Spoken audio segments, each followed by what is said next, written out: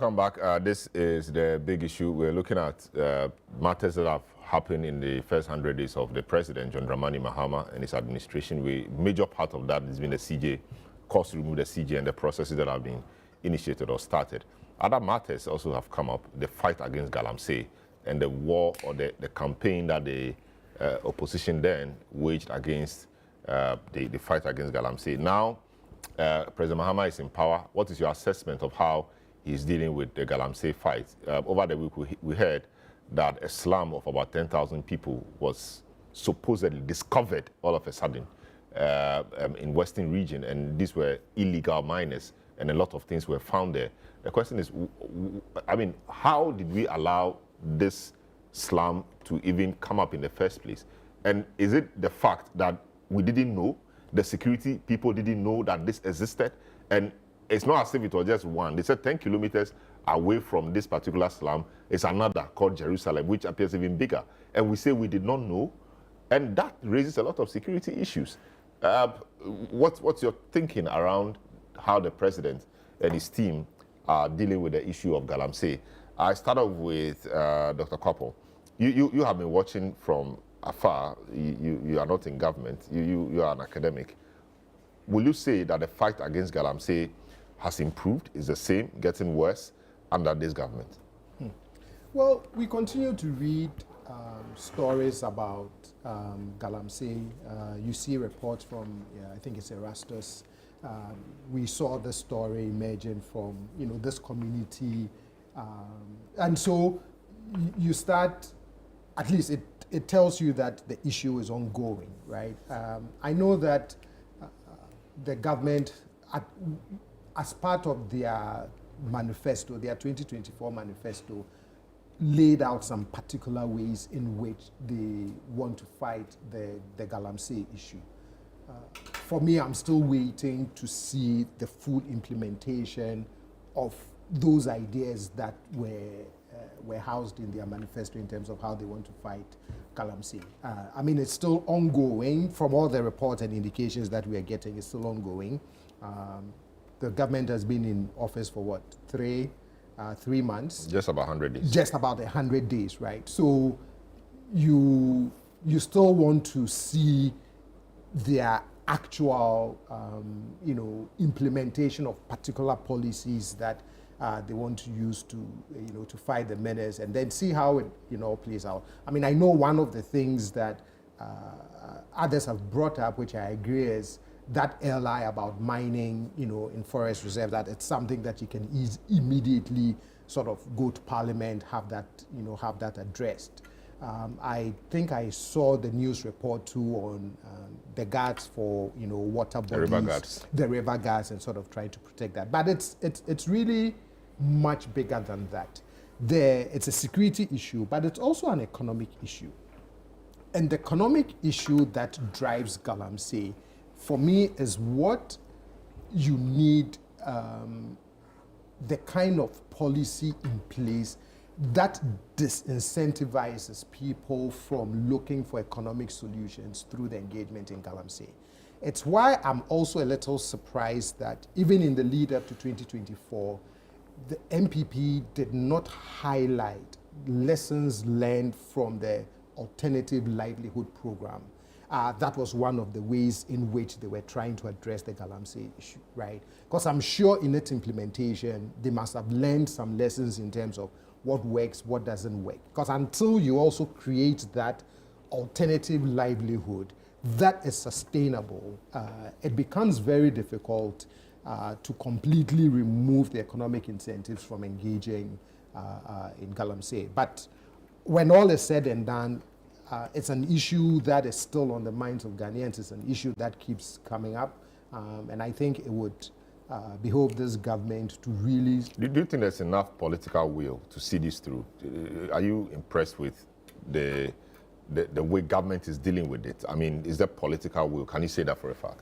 So you don't see the political will. And the reason I say that is, if you go back to just before the 2024 election when Galamsey came up again, I was quite intrigued that if you actually look at the manifestos of our two political parties in the lead up to 2024, you'll be surprised how many times across those two manifestos the word Galamsey was even used in trying to talk about sanitizing the artisanal and small-scale mining industry.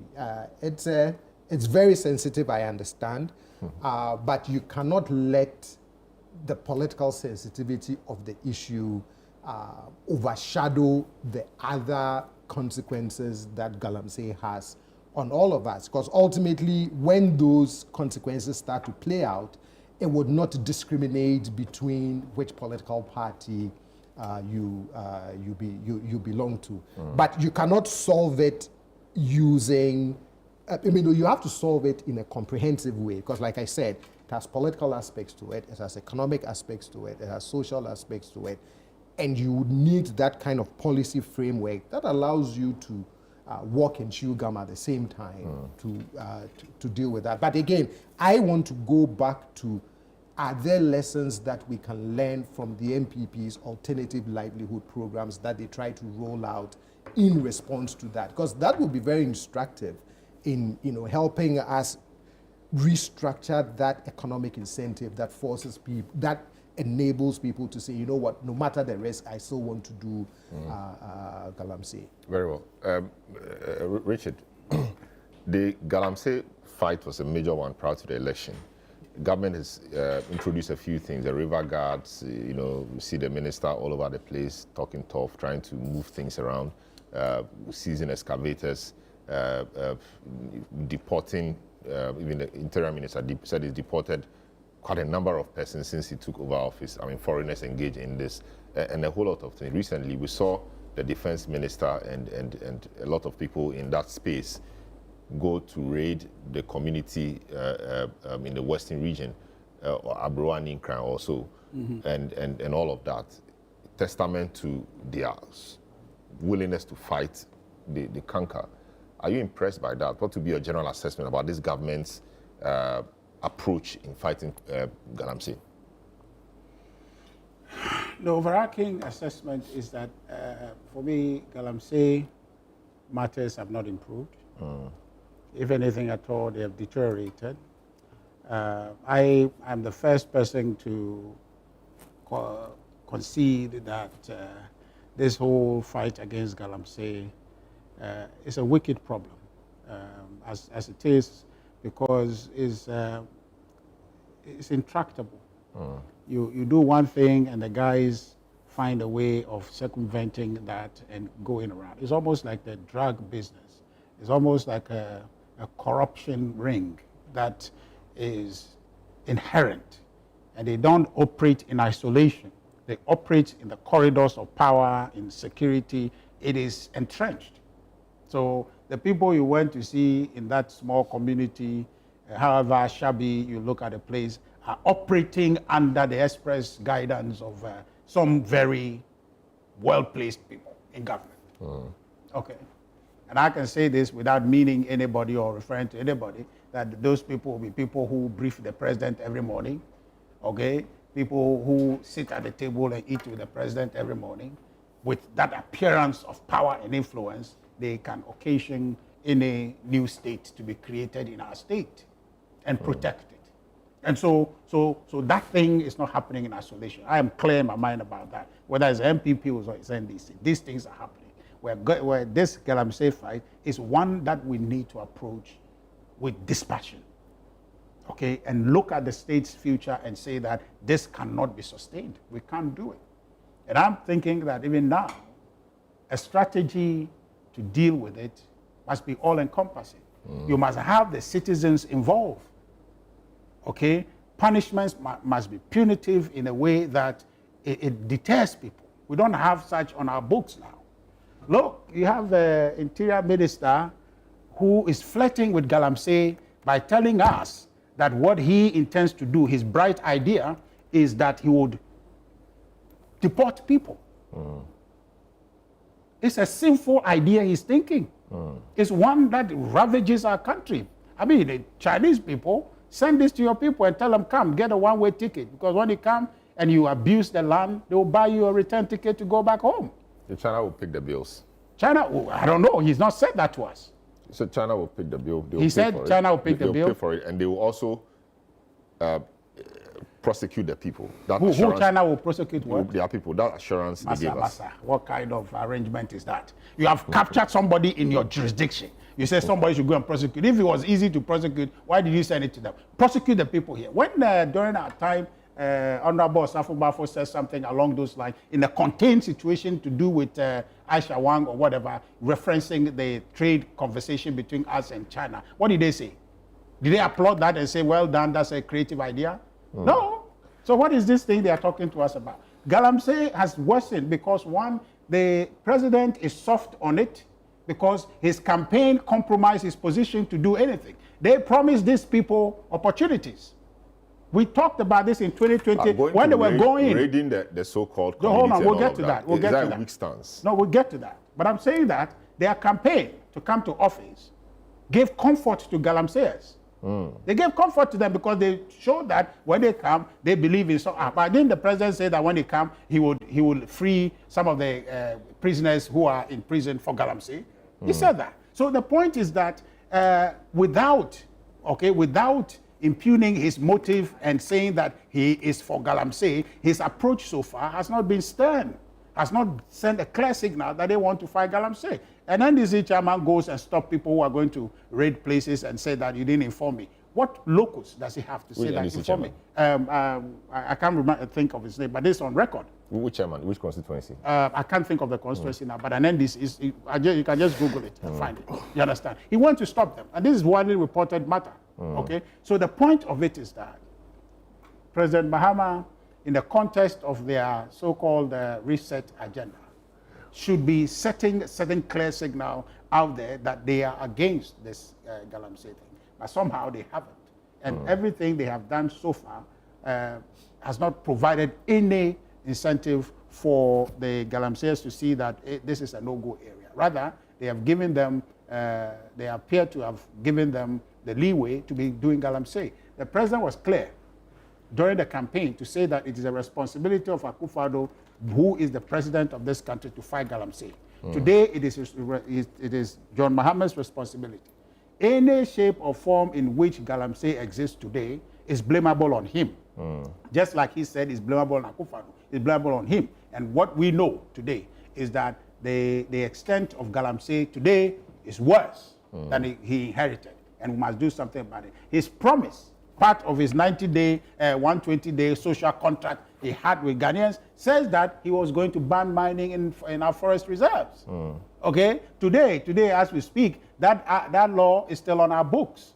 This little correction fluid thing that he's going to put on the power of the president to approve the that is a correction fluid thing. Anybody can do that. So you agree it's a correction fluid? But I mean that's a minimalist thing. What is he going to do? An amendment.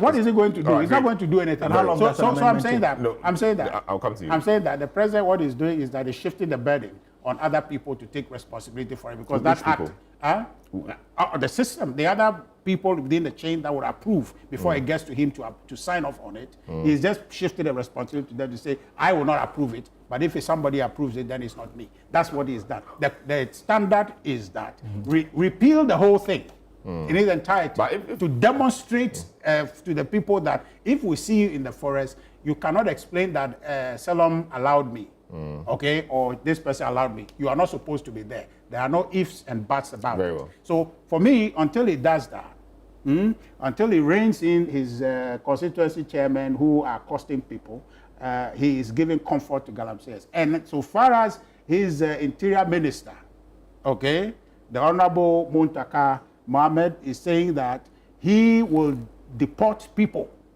who have been seen to Galamsey in our country. For me, it's an incentive for more Galamseyers to come, and gives comfort to even local Ghanaian people and their lawyers, people, very seasoned lawyers like yourself, to go to court and say that, but why are you applying the law differently? If you are deporting foreigners, why are you persecuting Ghanaians? So therefore, my name is Richard Ahiagba, but I'll say I'm Togolese. so just deport me to go to Togo. You understand? You lawyers will argue that in court because of the standard is setting. That idea should be jettisoned in entirety. It should be advised not to say that anywhere else, but they must get serious in fighting Galamsey because it's gotten worse. Very well.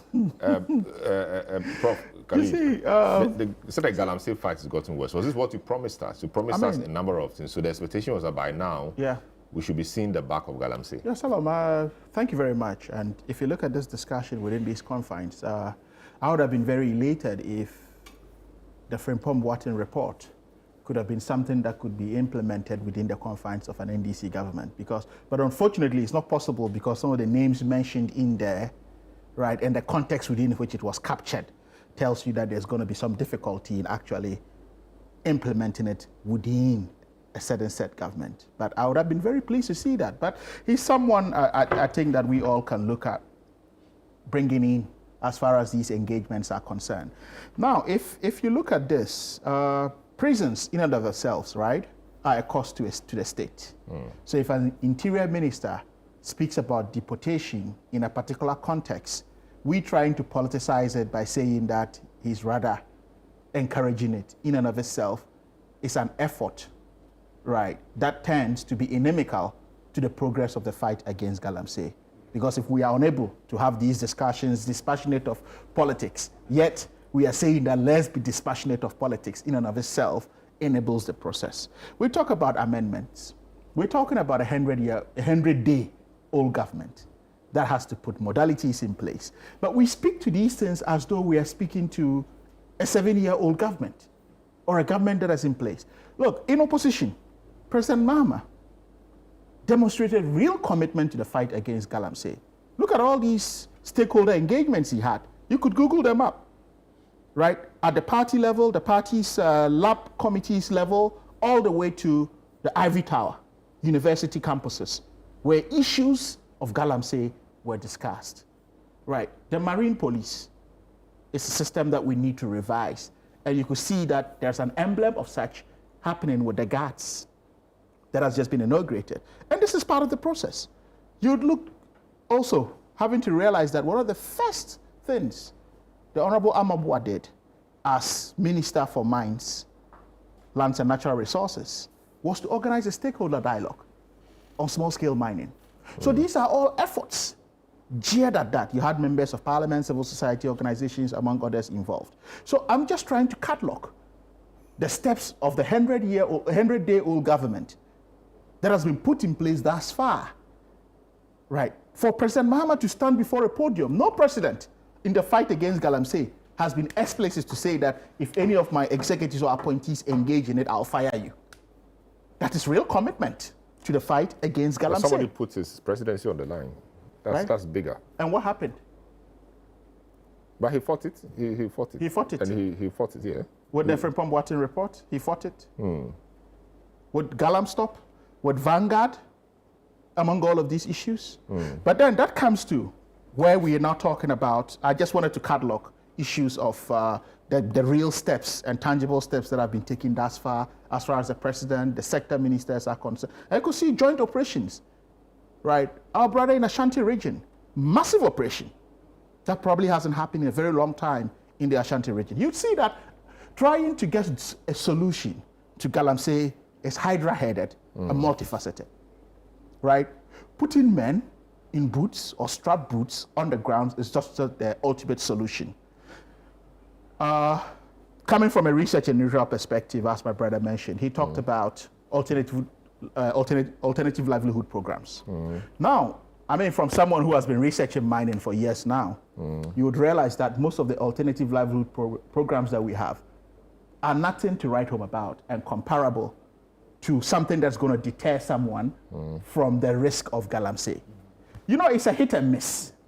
So how can we get into the psychology of these Galamseyers to say that, look, okay, if you say grass cutter rearing is an alternative livelihood program, definitely you're going to fail, right? Because they don't see that as a real one. But can we create, as part of the amnesty program, which Richard is trying to poo-poo by saying that President Mahama said he's going to release people, it's a real amnesty program, and that's part of the real engagement towards de-Galamseying the system.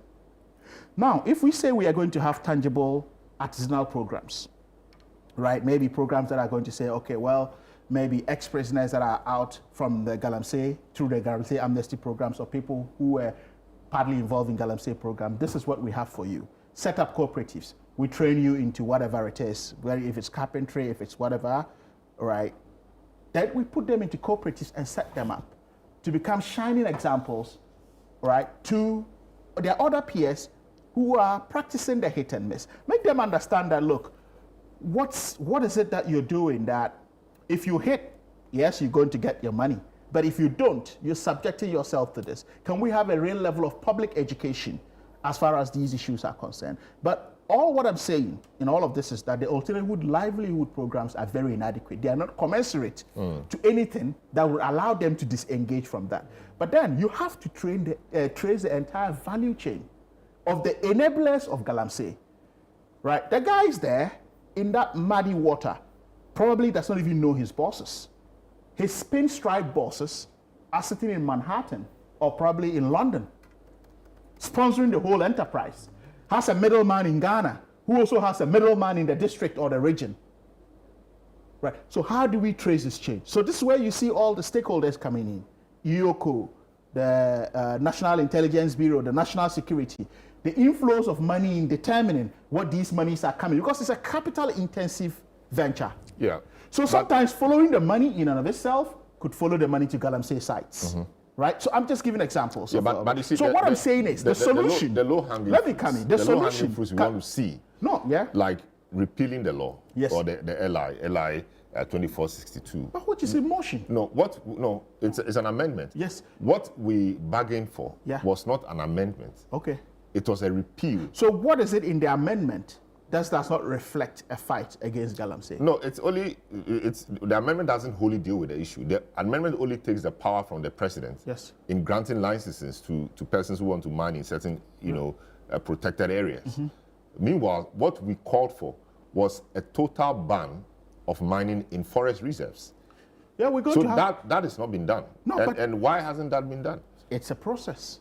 So instead of repealing, we want to amend. No, what I'm saying is that it is a process, right? We've all, as you said, the president is a listening president. He's listening to all of what we're saying, right? We don't want to jump the gun to say this is what it is. But all what I'm saying is that within the context of repeal of law, right, of amendments, we are talking about a 100-day-old government.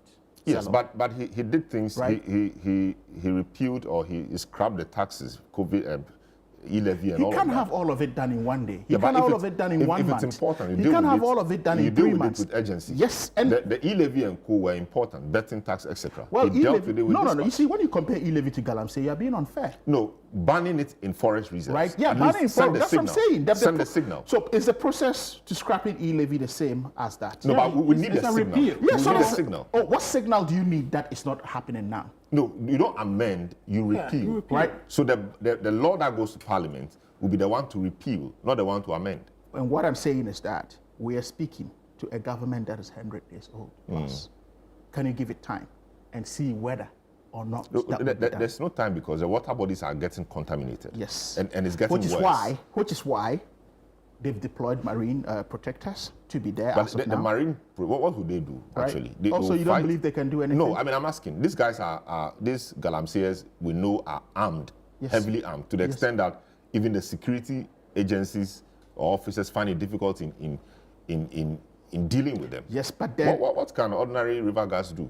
Oh, when you say ordinary no, I mean, no, I'm not denigrating them. Yes. But I'm just making a statement but even detecting and communicating to the rightful security agencies or combat forces to come in. In fact, we have Galamsey sites behind police stations, just a few meters behind police stations. Yes. Is it a case that the security people do not know that these Galamseyers are here or they are there, and it's river guards who detect and report? So have you given us examples of these police stations where the police are there and the Galamsey is happening? It's been all about it. You guys were the people who've been telling us. Yeah, so tell us now. To the eastern region. Yeah, so tell us and see whether we go for the arrest or not. Okay, so no, not forgotten. What I'm just saying is that, if it's there, the evidence is there, we go after it. So the river guards will fish out those places and inform the rightful people because they've been trained professionally to do that. So now, what I'm saying is, look, let's not act as though it's a 5-year, 4-year-old government. It's all a process. when you don't begin, it's okay to even have the engagements. That's enough, right? So, but all what I'm saying here is that the solution to Galamsey does not lie within the confines of our 4-star hotels. It goes beyond that. It has to be on the ground, and there have to be real stakeholder engagement, which is why I'm talking about tracing it to the value chain in terms of funding, where it comes from.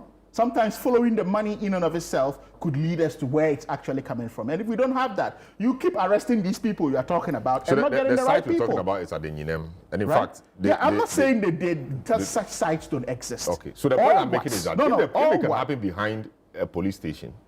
But that doesn't mean that we should give the fight as far as we should, renege on our fight against it and say because it's happening behind a particular set police station, security forces should not be informed to come in. No.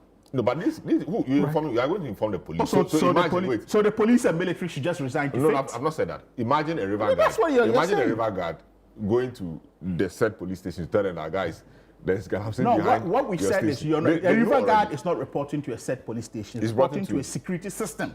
A commander that can then deploy the rightful people to go and deal with it. So don't look at it as a matter of police station.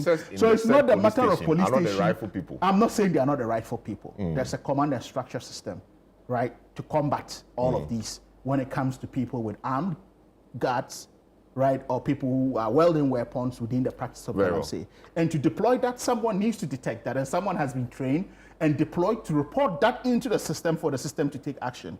So it's kind of, takes away the real conversation and essence of it if we begin to start referring to a police station. Is he going to report that to the police station? No. Even if you look at it within the functionality of the operation, that said police station might not even be in the grand scheme of things.